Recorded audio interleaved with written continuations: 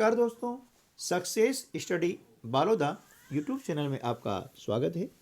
आज के इस वीडियो में हम ओलंपियाड 2022-23 के लिए हिंदी विषय के अभ्यास प्रश्न लेकर के आए हैं। इसका एक वीडियो हम पहले भी अपलोड कर चुके हैं।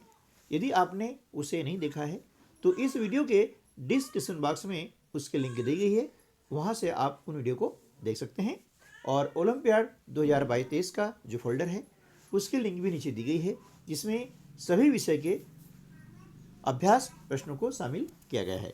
तो चलिए शुरू करते हैं हम आज का वीडियो। प्रश्न क्रमांक 54 से स्टार्ट करेंगे, क्योंकि प्रश्न क्रमांक 53 तक जो है हम फर्स्ट वीडियो में कर चुके हैं।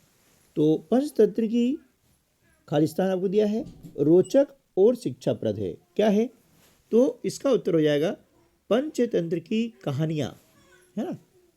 ऑप्शन नंबर 2 आपका सही जवाब होगा कि पंचतंत्र की कहानियाँ रोचक और शिक्षाप्रद हैं। प्रश्न क्रमांक 55, दांत जल्दी टूट जाते हैं क्योंकि वे होते हैं। कैसे होते हैं? 4 ऑप्शन आपको दिए गए हैं: छोटे, संख्या में अधिक, कठोर और कमज़ोर। देखिए, दांत जल्दी उन्हीं के टूटते हैं जिनके दांत कमज़ोर होते हैं, मुसड़े कमज़ोर होते हैं। इसलिए ऑप्शन जो है 4 आपका सही जवाब हो जाएगा। अगला प्रश्न है, बाबा भारती रहते थे कुटिया में, मंदिर में, राजमहल में, बड़े भवन में। तो इसका उत्तर होगा कि बाबा भारती जो है वे कुटिया में रहते थे। अगला प्रश्न है, पतित पावनी किसे कहा गया है? ऑप्शन आपको दिया है गंगा, नर्मदा, यमुना और कावेरी। तो पतित पावनी जो है गंगा नदी को कहा गया है, इसलिए ऑप्शन पहला जो है हमारा सही जवाब हो जाएगा। अगला प्रश्न है, उज्जैनी के सम्राट का नाम क्या था? ऑप्शन है कालिदास, विक्रमादित्य, शिवाजी और राजा भोज। तो उज्जैनी के जो सम्राट थे उनका नाम था विक्रमादित्य, इसलिए ऑप्शन नंबर 2 है हमारा सही जवाब हो जाएगा। ठीक है ना। अगला प्रश्न है, चीनी दार्शनिक थे, कौन थे? लुकमान, कन्फ्यूशस, शास्त्री जी और न्यूटन। तो चीनी के जो दार्शनिक थे वे थे कन्फ्यूशस। ऑप्शन नंबर 2 हमारा सही जवाब हो जाएगा। अगला प्रश्न है, छात्र का उचित वर्ण विच्छेद क्या होगा? है ना, छात्र का उचित वर्ण विच्छेद क्या होगा? तो देखिए, यहाँ पर आपको 4 ऑप्शन दिए हैं अलग अलग। तो इसमें आपको देखना है कि इसमें से सही ऑप्शन कौन सा है। तो देखिए, 6 में आ की मात्रा आती है, उसके बाद में त और फिर र और फिर अ आता है ना। ठीक है, तो यहाँ पर हम देख रहे हैं कि ऑप्शन जो है 2 हमारा सही जवाब हो जाएगा। अगला प्रश्न है, संधि मेल है किसका है? 4 ऑप्शन दिए गए हैं: 2 स्वरों का, 2 व्यंजनों का, 2 शब्दों का या 2 वर्णों का। तो देखिए, संधि मेल होता है 2 वर्णों का, है ना। यानी 2 वर्णों के मेल को हम क्या कहते हैं? संधि कहते हैं। ठीक है। अगला प्रश्न है, तत्सम शब्द है, कौन सा है? कान, वानर, सूरज और चांद, है ना। इसमें से आपको ये देखना है कि तत्सम शब्द कौन सा है। तो इसमें वानर जो है यह है तत्सम शब्द। ठीक है ना। बाकी कान, सूरज और चांद ये सब क्या है? ये तद्भव शब्द हैं। ठीक है ना। अगला प्रश्न है, अक्ल का दुश्मन मुहावरे का क्या अर्थ है? ये आपको 4 ऑप्शन दिए गए हैं। पहला ऑप्शन है नन्हा बालक, दूसरा व्यक्ति, तीसरा मूर्ख व्यक्ति और चौथा है नादान व्यक्ति। तो अक्ल का दुश्मन, इसका अर्थ होता है मूर्ख व्यक्ति, यानी ऑप्शन नंबर 3 जो है हमारा सही जवाब होगा। अगला प्रश्न है, घी के दिए जलाना, इस मुहावरे का क्या अर्थ है? यहाँ पर आपको 4 ऑप्शन दिए गए हैं। खुशियाँ मनाना, सुगंध फैलाना, दिए में घी डालना और दीप जलाना। तो देखिए, घी के दिए जलाना यानी खुशियाँ मनाना, ऑप्शन नंबर 1 हमारा सही जवाब हो जाएगा। अगला प्रश्न है, निर्मल शब्द का विलोम है ना? निर्मल शब्द का विलोम क्या है? नीचे आपको 4 ऑप्शन दिए गए हैं। पवित्र, मलिन, अमल और सलील। तो निर्मल जो शब्द है उसका विलोम हो जाएगा मलिन, यानी ऑप्शन नंबर 2 से जवाब हो जाएगा। अगला प्रश्न है, जड़ का विलोम होगा। 4 ऑप्शन दिए गए हैं। पहला है मूर्ख, दूसरा विद्वान, तीसरा तना और चौथा चेतन। तो देखिए, यहाँ पर जड़ का विलोम क्या होगा? जड़ का होगा चेतन, यानी ऑप्शन नंबर 4 जो है आपका सही जवाब हो जाएगा। प्रश्न क्रमांक 67, धीरे धीरे चलो, है ना? धीरे धीरे में प्रयुक्त ये चिन्ह है ना? इसका क्या नाम है? तो ऑप्शन दिए गए हैं उद्धरण, योजक, निर्देशक और कोष्टक।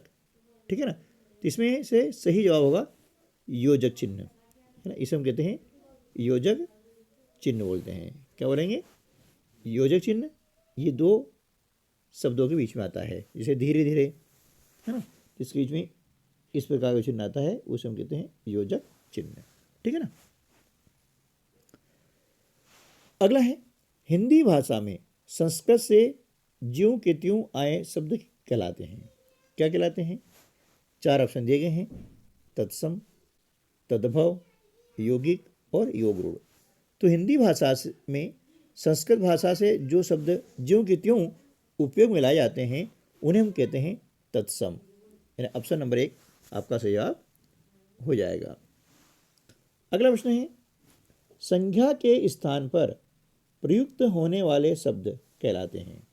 क्या कहलाते हैं? 4 ऑप्शन में से आपको एक चयन करना है। सर्वनाम, विशेषण, क्रिया और वचन। तो संज्ञा के स्थान पर प्रयुक्त होने वाले शब्द सर्वनाम कहलाते हैं, यानी ऑप्शन नंबर 1 जो है आपका सही जवाब होगा। वह शब्द हैं, क्या है? संज्ञा, क्रिया, सर्वनाम, अवयव। तो वह जो शब्द है वह क्या है? सर्वनाम है ना? मैं, तुम, आप, वह, वे, ये सभी सर्वनाम होते हैं। अगला प्रश्न है, जो शब्द लिंग, वचन, काल, क्रिया के आधार पर अपना रूप परिवर्तित करते हैं कहलाते हैं। क्या कहलाते हैं? ऑप्शन दिया है विकारी, अविकारी, संधि और समास। तो जो शब्द लिंग, वचन, काल, क्रिया के आधार पर अपना रूप परिवर्तित कर देते हैं उन्हें हम कहते हैं विकारी शब्द, है ना? और जो शब्द लिंग, वचन, काल और क्रिया के आधार पर अपना रूप परिवर्तित नहीं करते हैं वे कहलाएंगे अविकारी शब्द। ठीक। अगला प्रश्न है, सूर्य का पर्यायवाची शब्द है, कौन सा है? 4 ऑप्शन आपको दिए गए हैं। मयंक, भास्कर, इंदु और चंद्र। तो सूर्य का पर्यायवाची शब्द है भास्कर। ठीक है। अगला प्रश्न है, सफलता में प्रत्यय हैं, कौन सा है? 4 ऑप्शन आपको दिए गए हैं। ता, स, लता और अ। देखिए, प्रत्यय क्या होता है? ऐसा शब्दांश होता है जो किसी शब्द के अंत में जुड़ करके उसके अर्थ को परिवर्तित कर देता है, वो कहलाएगा प्रत्यय। तो यहाँ पर ता प्रत्यय है, ऑप्शन नंबर 1 हमारा सही जवाब हो जाएगा, है ना? ता है, वान है, ई है, त्व है, ये सभी प्रत्यय कहलाते हैं। अगला प्रश्न है, दर्शनीय शब्द में प्रत्यय हैं, कौन सा है? आपको 4 ऑप्शन दिए गए हैं। अनीय, ईय, य और नीय, है ना? तो दर्शनीय शब्द में जो प्रत्यय है वह है ईय, ऑप्शन 2 हमारा सही जवाब हो जाएगा। अगला प्रश्न है, त्व प्रत्यय के योग से शब्द बना है, कौन सा बना है? पहला ऑप्शन है सपना, अपना, पराया और प्रभुत्व। तो यहाँ पर सही जो ऑप्शन होगा हमारा ऑप्शन नंबर 4 प्रभुत्व, इसमें त्व जो क्या है प्रत्यय लगा हुआ है। अगला प्रश्न है किसी के आगे यानी पूर्व में लगकर जो शब्दांश अर्थ परिवर्तित कर देते हैं उन्हें कहा जाता है। क्या कहा जाता है? जो शब्दांश किसी शब्द के पूर्व यानी आगे लग करके उसके अर्थ को परिवर्तित कर देते हैं उन्हें हम कहते हैं उपसर्ग। ऑप्शन नंबर 2 उसका सही जवाब हो जाएगा। स्वागत में उपसर्ग है, कौन सा है? 4 ऑप्शन दिए गए हैं, स्व, गत, स्वा, सु। तो स्वागत में जो उपसर्ग है वह है सु। ऑप्शन नंबर 4 सही जवाब होगा। अगला प्रश्न है अति धन आचार के योग से शब्द बनेगा, कौन सा बनेगा? पहला है अति आचार, दूसरा अत्याचार, तीसरा अत्याचार और चौथा है अति आचार।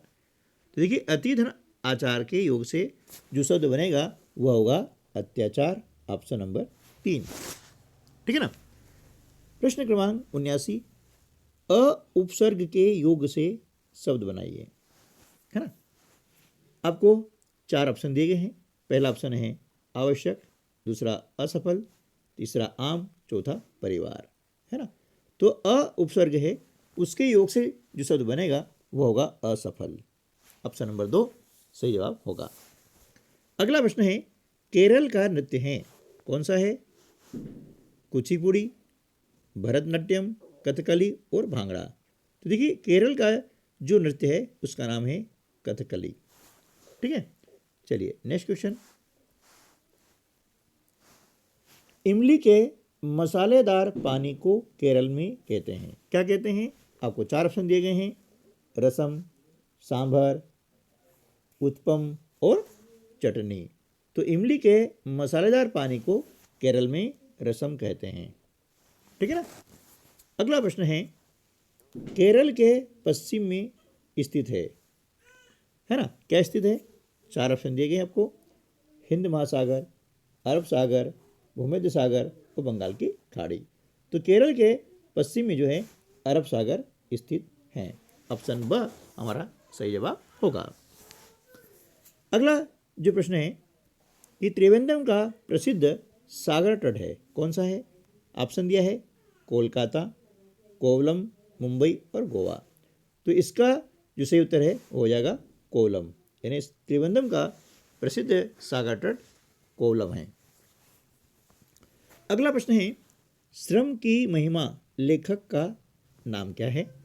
आपके सामने 4 ऑप्शन दिए गए हैं, भवानी प्रसाद मिश्र, गोपाल प्रसाद व्यास, प्रमोद सोनी, नटवर लाल। तो श्रम की महिमा के लेखक का नाम है भवानी प्रसाद मिश्र। ऑप्शन अ जो है सही जवाब हो जाएगा। अगला प्रश्न है धरती में बीज बोता है, कौन बोता है?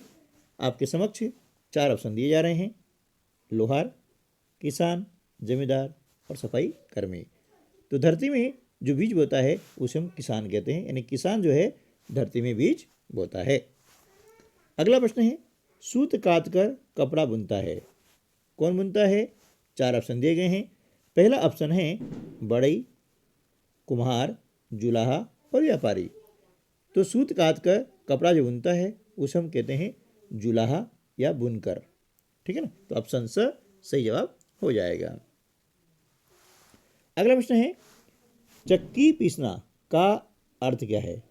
चक्की पीसना क्या है? एक मुहावरा है, इसका क्या अर्थ है? तो इसके लिए आपको 4 ऑप्शन दिए गए हैं। पहला ऑप्शन है मदद के लिए आना, दूसरा बात समझ आना, तीसरा व्यर्थ प्रयास करना और चौथा है कड़ी मेहनत करना, ठीक है ना। तो इन 4 ऑप्शन में से सही ऑप्शन क्या होगा? तो सही जो उत्तर है वो होगा कड़ी मेहनत करना, है ना। चक्की पीसना मतलब कड़ी मेहनत करना। अगला प्रश्न है संकल्प लेकर के आगे बढ़े, है ना। ऑप्शन आपको दिया है कि मन में, तन में, आँखों में और सांसों में। तो देखिए संकल्प जो है मन में लेकर के आगे बढ़ें, इसलिए ऑप्शन अ जो है सही जवाब होगा। अगला है घर बनता है, घर किससे बनता है? धूल से, फूल से, धूप से या कंकड़ से। तो देखिए घर जो बनता है वह कंकड़ से बनता है, ठीक है ना। अगला जो प्रश्न है राष्ट्र के लिए कलंक हैं। क्या है? ऑप्शन आपको दिया है मलेरिया, कुष्ठ रोग, हैजा और दमा। तो राष्ट्र के लिए जो रोग है कुष्ठ रोग, यह कलंक है ना। राष्ट्रीय कलंक कौन है? कुष्ठ रोग जो है वह कलंक है। अगला प्रश्न है, तुम मुझे खून दो मैं तुम्हें आज़ादी दूंगा, यह नारा था। किसका था? ऑप्शन आपको दिए गए हैं, गांधी जी का, सुभाष चंद्र बोस का, तिलक जी का या फिर नेहरू जी का। तो तुम मुझे आज़ादी दो तुम मुझे खून दो मैं तुम्हें आज़ादी दूंगा, यह नारा था सुभाष चंद्र बोस का, है ना। तुम मुझे खून दो मैं तुम्हें आज़ादी दूंगा, यह नारा सुभाष चंद्र बोस का था। अगला है, आज़ादी के परवाने पर हस्ताक्षर होने के बाद तारों ने देखा। क्या देखा? आपको 4 ऑप्शन दिए गए हैं। पहला ऑप्शन है हिंदुस्तानी विश्वास, स्थान, भाषण और सर्वस्व समर्पण। तो आज़ादी के परवाने पर हस्ताक्षर होने के बाद तारों ने देखा सर्वस्व समर्पण। ठीक है। अगला प्रश्न है, वैदिक युग में रुपए का नाम क्या था? है ना। वैदिक युग में रुपए का नाम क्या था? 4 ऑप्शन आपको दिए गए हैं, रूफी, याह, रूपी, रूप्यकम और रुपाई। तो वैदिक युग में रुपए का जो नाम था वो था रूप्यकम, इन ऑप्शन स। प्रश्न क्रमांक 97, बिस्मिल के गुरु का नाम क्या था? है ना। 4 ऑप्शन आपको दिए हैं, मेजिनी, गोविंद सिंह, महादेव और सोमदेव। तो रामप्रसाद जो बिस्मिल थे उनके गुरु का नाम था सोमदेव। ठीक है। अगला प्रश्न है, गीता का जन्म कहाँ हुआ? ऑप्शन है सृषि आश्रम में, राज परिवार में, युद्ध भूमि में या फिर अस्पताल में, है ना। 4 ऑप्शन आपको दिए हैं। तो देखिए, गीता का जन्म हुआ है, कहाँ हुआ था? हम जानते हैं कि युद्ध क्षेत्र में हुआ था, यानी युद्ध भूमि में हुआ था। ऑप्शन स है, युद्ध भूमि भगवान श्री कृष्ण ने अर्जुन को जो उपदेश दिया था वह गीता के नाम से प्रसिद्ध है, उसे हम गीता कहते हैं। ठीक है ना। अगला प्रश्न है, निम्न अशुद्ध शब्द का शुद्ध रूप क्या है? अब देखिए, यहाँ पर आपको दिया है 4 शब्द दिए गए हैं, इनमें से किस शब्द की वर्तनी सही है यानी शुद्ध है ना। तो इसे ऑप्शन जो ब है वह शुद्ध रूप है, यानी ईर्ष्या, इस प्रकार से इसे लिखा जाएगा। बाकी ईर्ष्या जो लिखा हुआ है वह उसका शुद्ध रूप नहीं है, यानी उनकी वर्तनी ठीक नहीं है। अगला प्रश्न है, काल के भेद हैं, भेद यानी प्रकार, कितने हैं? 1, 2, 3 या 4। तो काल के 3 भेद हैं। ऑप्शन स हमारा सही हो जाएगा, वर्तमान काल, भूतकाल और भविष्य काल, ये 3 काल होते हैं। ठीक है दोस्तों, तो आज की वीडियो में बस इतना ही। मिलते हैं अगले वीडियो में, तब तक के लिए नमस्कार, जय हिंद।